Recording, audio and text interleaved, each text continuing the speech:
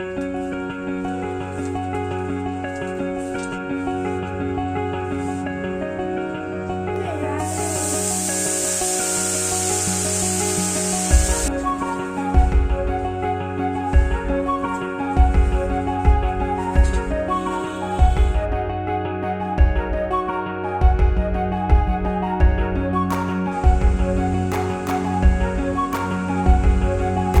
Everyone, welcome to the channel.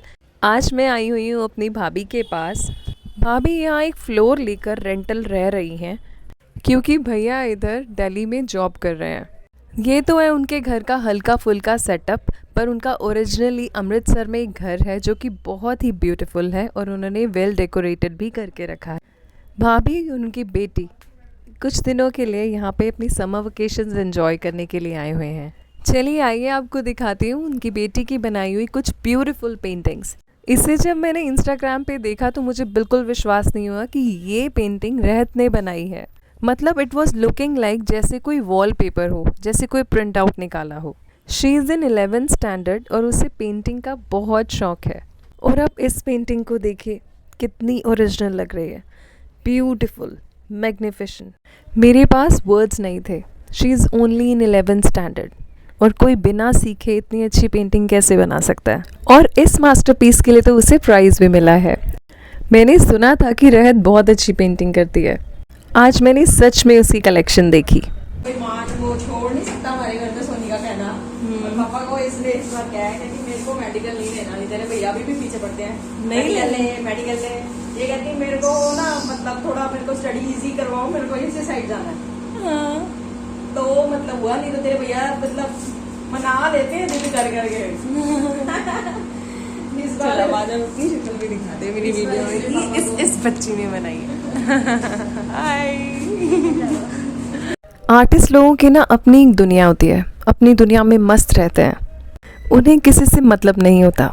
ये भी कुछ ऐसी ही थी, बहुत ही सिंपल, अपनी एज ग्रुप की बाकी लड़कियों से बहुत अलग। कहीं भी जाना हो बस टी शर्ट और पजामा पहनती है और दिल की इतनी साफ, इतनी प्यारी। मैंने इतनी प्यारी बच्ची कहीं नहीं देखी।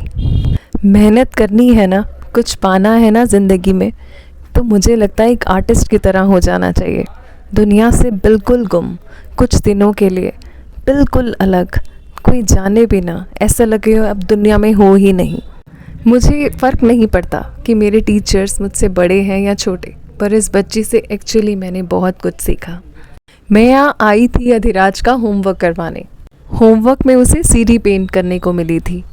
ऐसा नहीं है कि मैं खुद पेंटिंग नहीं कर सकती, मैं कर सकती हूँ, लेकिन मेरे अंदर एक क्यूरियोसिटी थी कि मैं देखूँ कि इसकी पेंटिंग्स कैसी है, ये कैसे रहती है, ये कैसे काम करती है, इसका सेटअप कैसा है।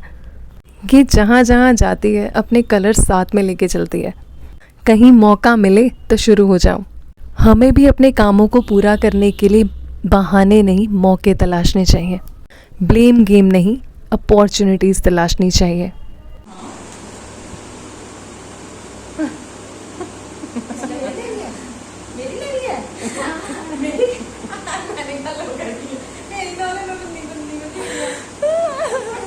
भाभी ने कहा पहले कुछ खा लो फिर कंटिन्यू कर लेना।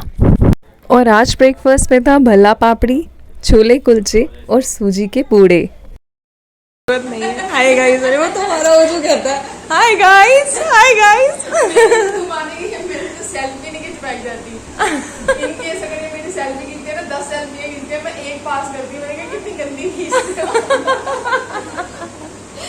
तो 4 सीडीज थी हमारे पास पेंट करने के लिए और सबसे पहले हमने इस पे वाइट कोट किया है। रहत ने कहा वाइट के ऊपर कलर अच्छा चढ़ता है, इसलिए पहले हम लोग बेस पे वाइट कर लेते हैं। मैंने उसे कहा कि कोई इजी सी पेंटिंग करेंगे ताकि टीचर को ऑब्जेक्शन ना हो जाए, कम से कम उन्हें ये तो लगे कि करी हुई बच्चे की है। प्रोफेशनल नहीं करनी, कोई इजी सी करेंगे जो जल्दी से निपट भी जाए। अधिराज को पेंटिंग्स वगैरह में कोई इंटरेस्ट नहीं है, इनफैक्ट उसे आर्ट एंड क्राफ्ट में कोई इंटरेस्ट नहीं है और मैं उसे फोर्स भी नहीं करती क्योंकि उसका ध्यान स्पोर्ट्स में ज़्यादा है, तो स्पोर्ट्स में ही ठीक है। Why should I force him. In series को हमने पेस्टल कलर दिया और फिर स्टार्ट हुई डिज़ाइनिंग। कलर्स के मामले में उसका हाथ ऐसे जैसी कोई बात ही नहीं। अगर उसकी जगह मैं होती ना, मैं शायद पहले नीचे ड्राइंग बनाती और उसके ऊपर कलर करती, पर रहत ने सब फ्री हैंड किया। अमेजिंग। शायद इसी को एक्सपीरियंस कहते हैं। एक्सपीरियंस के साथ दिल का डर ख़त्म हो जाता है और एक्सपीरियंस करते करते ही आता है।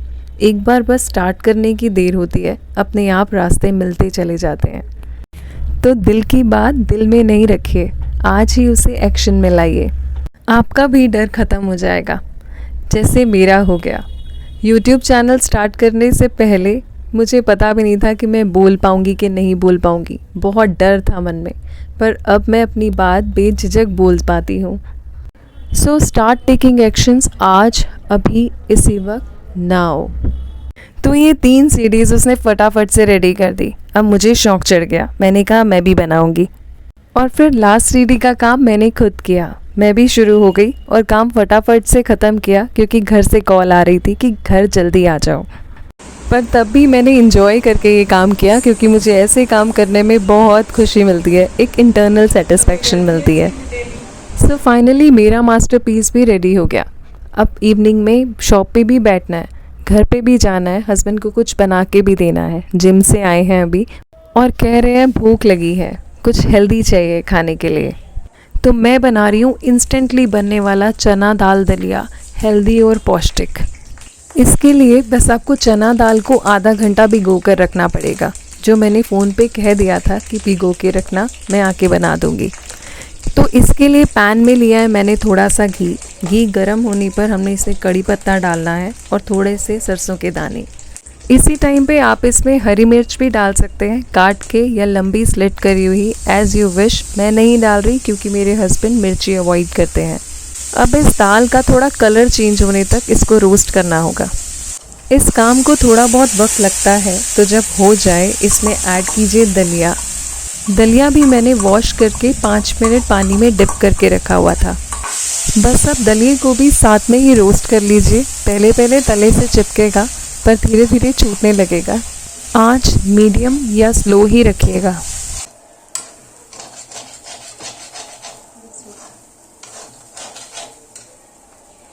इसमें ज़्यादा कोई मसाले नहीं जाते।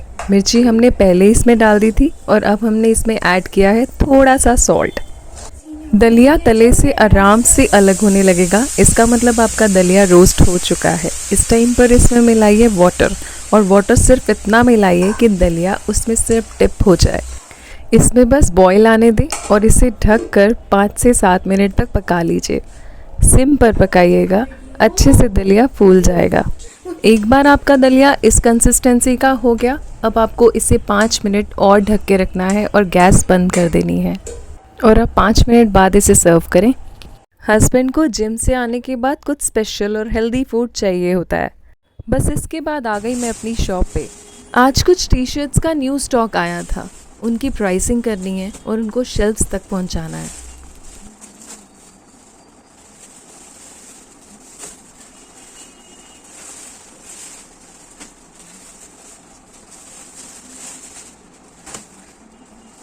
अच्छा, for a clean and tidy home एक चीज़ और अपनी हैबिट में लाइए। बाय चांस ये चीज़ भी रिकॉर्ड हो गई, इसीलिए आपके सामने मैं इसे अभी प्रेजेंट कर रही हूँ। जब भी कोई भी स्टॉक में अनपैक करती हूँ, उसी वक्त इनके जो पॉली बैग्स होते हैं जिसमें ये आते हैं, ये जंबो बैग्स, इनको मैं इस तरीके से फोल्ड करके इसकी मरोड़ी बना के अच्छे से इसकी पॉकेट में पूरा अच्छे से पैक करके मैं इसको रख लेती हूँ, अच्छे से स्टोर कर लेती हूँ। और जब भी मुझे इसकी नीड होती है, ये क्लीन एंड क्लियर मुझे वापस मिल जाता है। बस ये छोटी छोटी ही बातें होती हैं, इस काम को भी ऑन द स्पॉट कर लें तो ही ठीक रहता है। इस काम को भी एक काम समझना चाहिए। बस फिर मैं बैठ गई प्राइसिंग करने के लिए। एक एक टी शर्ट को खोल के देखना पड़ता है कि उसका क्या साइज़ है और क्या प्राइस मुझे पड़ा है, उसके अकॉर्डिंग उसकी प्राइसिंग की जाती है। एक्चुअली उस पर लेबल कुछ और होता है और साइज़ हमारे अकॉर्डिंग किस शेल्फ पे जाएगा वो कुछ और होता है। हर कंपनी अपने साइजेस अलग अलग बनाती है, तो हमें खोल के ही देखना पड़ता है कि हमारी किस शेल्फ पे हम उसे प्लेस करेंगे और हमें किस कस्टमर को उसे दिखाना है। मैं ये काम कर ही रही थी कि बीच में कस्टमर्स आ गए और मुझे पहले टेबल फिर से क्लीन करना पड़ा। उसी के बाद मुझे नीचे लगा हुआ स्टॉक देखने को मिला। बस फिर उसके बाद मैंने स्टॉक पर प्राइसिंग की, बाकी की। कोई भी क्लाइंट हमारे पास आता है, हमें पता चल जाता है कि उस क्लाइंट का टेस्ट क्या है और उसके टेस्ट के अकॉर्डिंग ही हमें उसे पीसेस दिखाने होते हैं। तो ऐसे मिरर में लगा के मैं एक आइडिया लेती हूँ कि किस टेस्ट के क्लाइंट को ये पीस पसंद आएगा।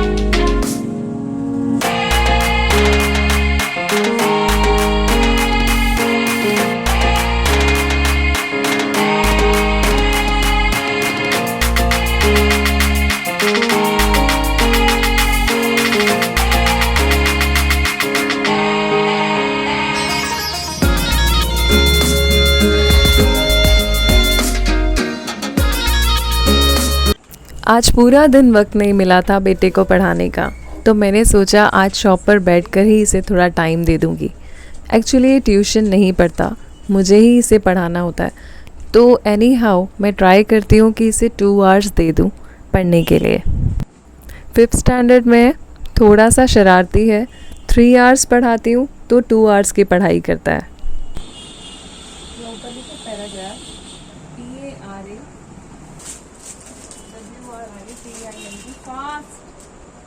बस वो यहाँ बैठकर थोड़ी देर पढ़ा और मैं साथ साथ में अपना काम करती रही। बस फिर पैकअप किया और हम घर चले गए और इसी के साथ हमारे दिन का एंड हुआ। इसी के साथ आज के काम तो ख़त्म हो गए।